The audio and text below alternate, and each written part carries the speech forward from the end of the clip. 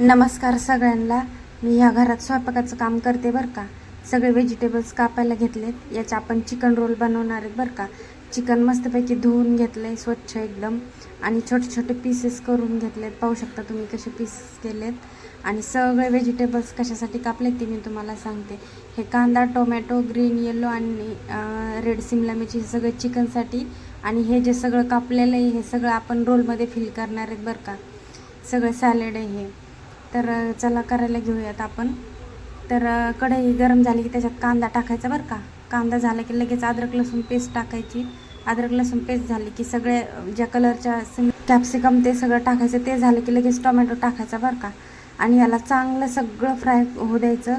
आणि धने जिरे पावडर, तंदुरी चिकन मसाला, हळद, मीठ आणि ते सगळं फ्राय करून घ्यायचं मस्तपैकी. आणि त्याच्यात चिकन टाकायचं बरं का.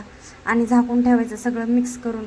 रेडी झालं आहे आपलं चिकन. किती मस्त झालेलं आहे, एकदम कलर मस्त आलेला आहे. आणि हा फक्त गव्हाच्या पिठाचा पराठा आहे बरं का. याच्यात मैदा बिलकुल वापरलेला नाही आहे. खूप हेल्दी बनवलं आहे. आणि अंडा फोडून टाकायचा. तर पराठा रेडी आहे. त्याच्यावर सॉसेस लावतात, दीदी लावतात बरं का ह्या.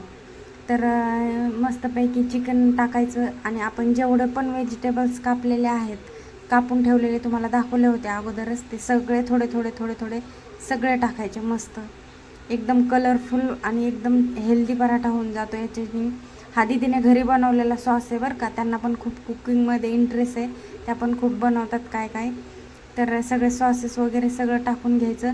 आणि वरून पण चीज किसून टाकायचं. तर रेडी आपला चिकन रोल. तर आवडलं तर नक्की लाईक शेअर सबस्क्राईब करा. थँक्यू.